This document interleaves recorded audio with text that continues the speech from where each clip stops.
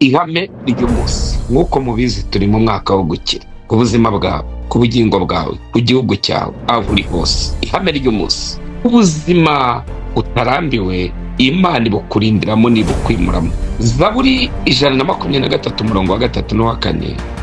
Uwiteka utubabarire kuko duhaze cyane igisuzuguriro. Imitima yacu ihaze cyane gukobwa n'abaruhukira mu mahoro no gusuzugurwa n'abibona.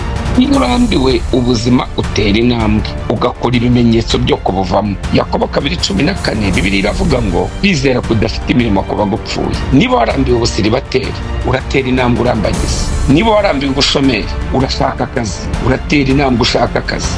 Ubwira Imana ngo Mana nabirambiwe. Hana yarabirambiwe atera intambwe ajya gusenga, azamuka umusozi. Yari yarambiwe ubuzima bw'ubugumba, ahura na Eli. Ntabwo Eli uzahurira nawe mu nzira, oya, ntabwo Eli azagusanga aho uryamye.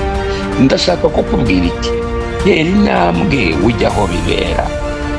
Amen. Ubwira Imana ngo Mana narambiwe, ndambiwe ubushomeri, ngiye gushaka akazi.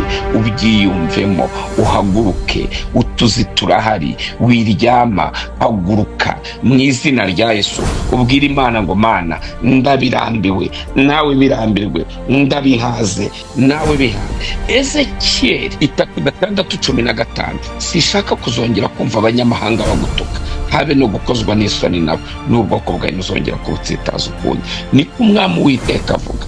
Soje nkubwira ngo ibukuriwe biri mu bigeza